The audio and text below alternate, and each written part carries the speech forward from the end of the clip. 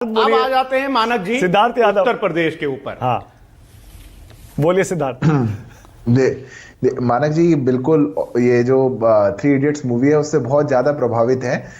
उस मूवी में डायलॉग और है, वो बार बार अपने दिल को ऐसे हाथ रख के ऑल इज वेल करते रहते हैं। हाँ। ये भी आपके आंकड़ों को देख करके बार बार खुद को ऑल इज वेल बता रहे हैं, पर all is not going to be well जब रिजल्ट आ जाएगा। हाँ। क्योंकि बार बार अपने आंकड़ों को दुरुस्त करना या खुद को खुशी देने के अलग अलग बहाने ढूंढना फराज किदवई साहब के पास पूरा अधिकार है, ढूंढना चाहिए।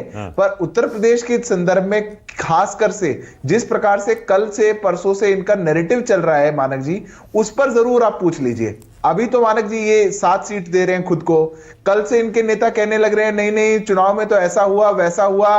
अब बीजेपी की सीट आएगी तो फिर वो शासन प्रशासन के कारण आएगी, और कांग्रेस की सीट आएगी तो फिर वो ऑल इज वेल पिक्चर देख करके, थ्री इडियट्स की पिक्चर देख करके आएगी और समाजवादी पार्टी। सिद्धार्थ, तो ऐसा इतना अन्याय। सिद्धार्थ एक सवाल, मान लीजिए आप महाराष्ट्र झारखंड हार गए और यूपी में इनको 7 सीटें आ गई, तो देश में क्या संदेश जाएगा?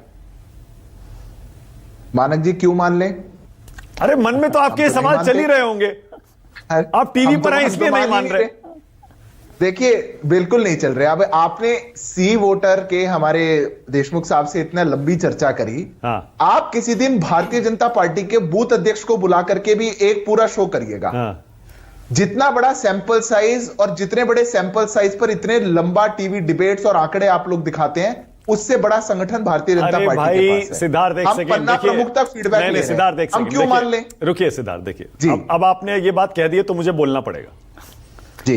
400 का नारा गलत हुआ ना, और ऐसा वैसा गलत नहीं हुआ, ऐसा गलत हुआ कि आप 63 सीट कम 243 पे आ गए। इसीलिए आज कोई भी सीना ठोक के कह नहीं सकता कांग्रेस पार्टी हरियाणा जीत रहे हैं। ठीक है, एग्जिट पोल गलत हुए मान लिया, अरे भाई कांग्रेस पार्टी भी तो गलत हुई ना, उनके सर्वे भी तो गलत हुए, 400 में आपके सर्वे भी तो गलत हुए, आपके पन्ना प्रमुख भी तो गलत हुए। इसीलिए कोई ये नहीं कह सकता कि भाई हमारा सैंपल साइज बहुत बढ़िया है, आपका गलत है। मैं 10 सेकंड का बस जवाब दे रहा हूं मानक जी। पहली बात तो आपने कहा कि हम ऐसा मान ले। अगर आप किसी एग्जिट पोल वाले को भी कहेंगे कि जो वो आंकड़ा वो दे रहे हैं वो मान ले कि आंकड़ा वैसा नहीं आ रहा, तो वो भी नहीं मानेंगे। नहीं मान लेते हैं, अब मानने लगे, अब मानने लगे। हम तो नहीं मान रहे। अरे अब मानने लगे, अब यही तो चीज बदली है। दूसरी बात, देश भर के चुनाव में बहुत बिल्कुल आपकी बात बिल्कुल ठीक है, हर बार आकलन लगाना या हर बार उस चीज का संकलन होना वो इतना आसान काम नहीं है। और खासकर लोकसभा में, जहां उत्तर प्रदेश ऐसे राज्य में 42% वोट लेकर के हम कम सीटें पा पाए और 33% वोट शेयर लेकर के समाजवादी पार्टी हमसे 10 ज्यादा सीटें लेकर के आई, तो ऐसे अपवाद जहां पर बन के आते हैं निश्चित रूप से कैलकुलेशन मुश्किल है। अच्छा ठीक है, हमारे लिए भी ऐसा ही हुआ ना। हाँ।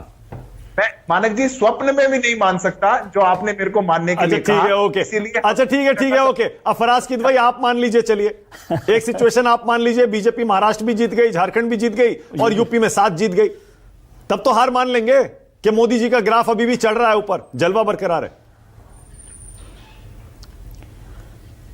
मानव जी समाजवादियों ने तो हार 2019 में भी नहीं मानी, 2022 में भी नहीं हार मानी हमने, और ना ही हम आगे हार मानेंगे। अभी हमारे भाई बोल रहे थे, सिद्धार्थ भाई, कि समाजवादी पार्टी कहेगी कि इनको पुलिस ने जिता दिया, प्रशासन ने जिता दिया।